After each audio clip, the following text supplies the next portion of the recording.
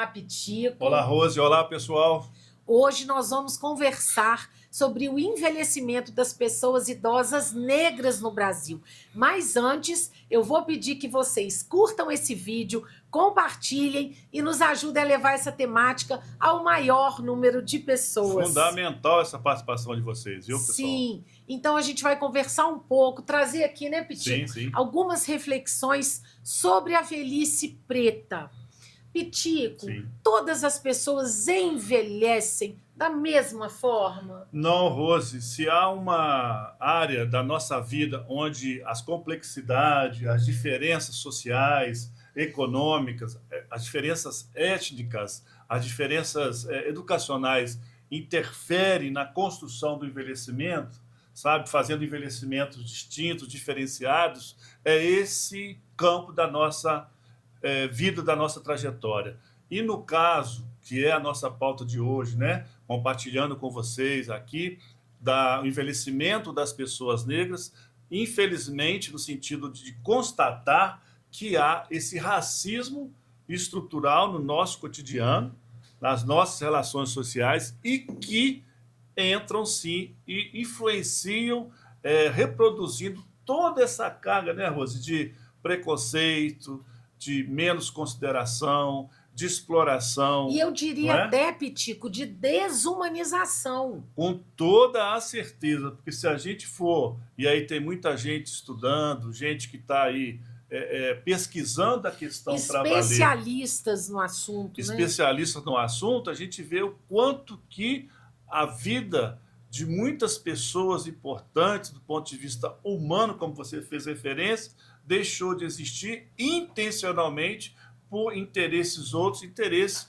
de exploração mesmo, não é? Da própria expoliação humana por conta da diferenciação da cor da pele. Eu acho assim que a gente precisa sim cada vez mais falar sobre esse assunto, falar sobre essa pauta, né, Rose? Porque Sim. se falar do envelhecimento já é uma pauta que apresenta uma resistência social muito forte no nosso dia a dia, no nosso país, na nossa cidade, na nossa cultura, falar de envelhecimento Com discriminação racial das pessoas negras, a gente tem aí um duplo ataque a essa humanidade que você fez referência das pessoas, de todos nós, independente, né, da situação da etnia, mas no caso da pessoa negra, É porque o nosso sofre tema muito aqui hoje mais. é esse, né? O nosso tema é esse e sofre muito historicamente e ainda permanece,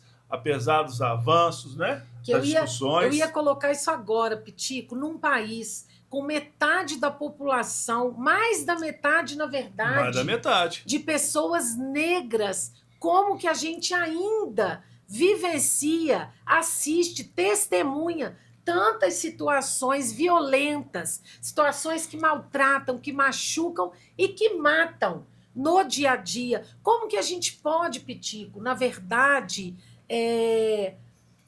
Sim. digamos assim, minimizar essa desigualdade, essa injustiça no envelhecimento das pessoas negras? Eu penso que é muito importante, é muito válido esses instrumentos assim de canais abertos onde a população que recebe esse crime, que é discriminado, possa vocalizar em denúncias Perfeito. contra o racismo, né?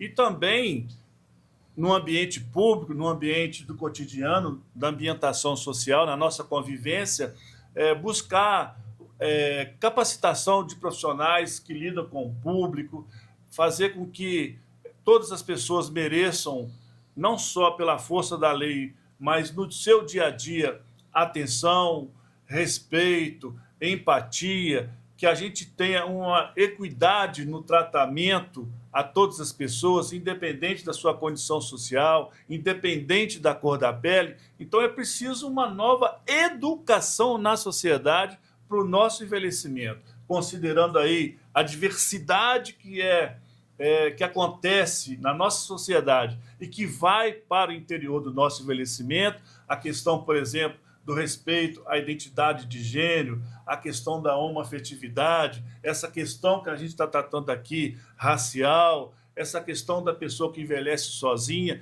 Então, é importante que a gente faça... Todas as pessoas merecem respeito, né, Pitinho? Todas as pessoas... Independente de qualquer questão. Situação. E o envelhecimento, como a gente disse no início, ele reúne essas condições plurais, essas condições de diversidades, que é a nossa vida. Nós somos todos iguais, mas isso não é só um jargão constitucional legal. Independente da cor da pele, a gente tem um coração, a gente tem sonhos, a gente tem metas, a gente tem família. Então é isso que precisa ser revigorado e que precisa ser respeitado. E a gente tem que dar um basta nessa barbárie que a gente está vivenciando no nosso dia a dia. Sim. Né? E a gente tem que lutar para que haja essa situação. Por isso que dizem, Pitico, que não basta não ser racista.